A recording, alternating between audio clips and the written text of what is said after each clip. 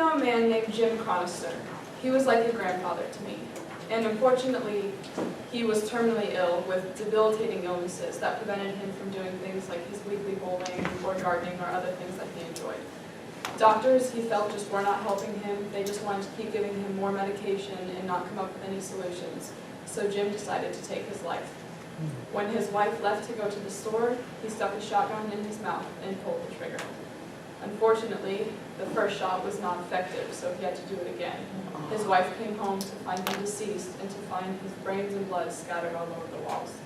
If doctor-assisted suicide had been legal in Illinois, this may have been prevented. My name is Kaleena Persuasive, and I'm here to talk to you about doctor-assisted suicide in the U.S. So I'll be talking to you about 5 points. Number 1 is, what is doctor-assisted death? Number 2 is, who does it affect and why does it matter? Number 3 will be a brief history, why and when it began and where it's legal currently.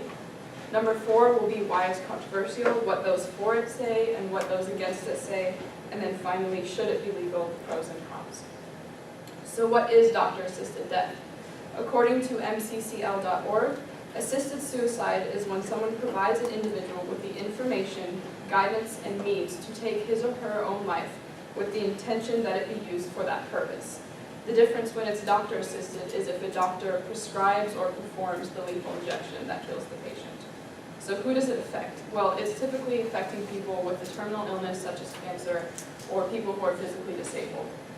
Why does it matter? Well, those who know their fate should be able to choose how and when they die instead of having to suffer. A brief history. It is negatively referred to as euthanasia. It began with the Hippocratic Oath, which was written in 4th century BC, which states, "I will not give a lethal drug to anyone if I am asked, nor will I devise such a plan." This is according to time.com. The debate over a patient's right to die has been centuries old. I mean, this is an argument that has literally been going on forever. And the idea of suicide being wrong traces back to the biblical commandment, "Thou shalt not kill." That's where it comes from. And the right to die is more commonly tied to people who can't speak for themselves, so people who are on a ventilator or have a feeding tube and can't make their decision, whereas assisted suicide is tied to people who are making that decision for themselves compared to like a family member. The Supreme Court ruled in 1997 that Americans do not have a constitutional right to doctor-assisted death, and therefore said that the decision should be left up to the individual states, which is why it's not a national law. The Death with Dignity Acts, these are the laws that allow mentally competent, terminally ill, adult state residents to voluntarily request and receive prescription medication to hasten their death. This is according to deathwithdignity.org.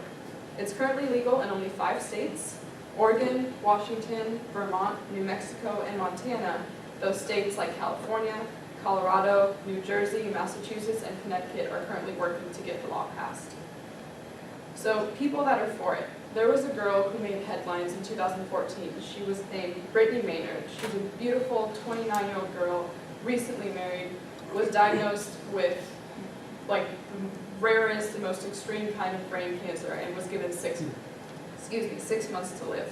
So she moved from her home in California to Oregon in order to be a benefit of these death with dignity laws. So she met with Compassion & Choices, which is the nation's leading end-of-life choice advocacy program, and she made a video for them that supported what they did, and it got 9 million views, over 9 million views on YouTube. And she said in her very first video, "I can't tell you the amount of relief it provides me to know that I don't have to die in the way that it was described to me that my brain would take me on its own." Her story, her positivity, and her outspoken support for the Death with Dignity laws gained a lot of attention and a flood of support from people all over the world. Those that are against it. The American Medical Association says that doctor-assisted death is fundamentally incompatible with the physician's role as healer, while the California Medical Association takes the view that helping a patient die conflicts with the doctor's commitment to do no harm. According to KevinMD.com, only 1 in 750 people take advantage of the Death with Dignity laws per state in the U.S. And a doctor was quoted as saying, "If we ratify suicide, we may be helping few people, but we may neglect many. We discard the potential to live, and instead say, your life is worthless. Make it easier on all of us. Take these pills and die." So should it be legal? The pros are patient autonomy, that a patient should have the right to control the circumstances of their own death and determine how much suffering is too much suffering. Another pro is mercy. If a patient is suffering and it can't be relieved, then the doctor is required to do everything in their power to relieve their suffering. A third pro is non-abandonment. Physician's obligation to stay committed and see the condition through, even if that is through death. Some cons are the wrongness of killing. Helping somebody end their life in any situation, any circumstance is wrong. Physician integrity. Physician's oath to never knowingly harm a patient. A third con or argument is the risk of abuse. Patients' lives could ultimately be ended against their will. For example, if an alternative option is presented, but they can't afford it or it's just too difficult to treat. So personally, I do believe that doctor-assisted suicide should be legal, because if patients are competent, they know what they want, they understand their circumstances, and they know how their life is going to be. I believe they should be able to die in a quick, painless way, surrounded by their family members and with their dignity. Think of the late Robin Williams. It was revealed after he had passed that he was in the early stages of Parkinson's. So he chose to die with dignity, unfortunately through a harsh way, where maybe had doctor-assisted suicide been legal in other states, he could have done it there. So that is doctor-assisted suicide. We'll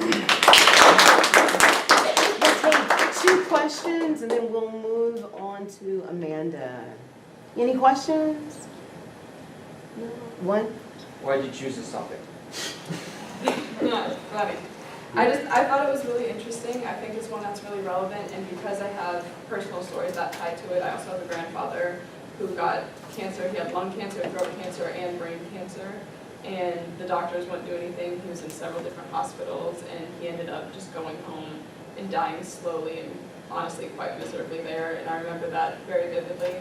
So it just related to me personally. I thought it was something I would speak about.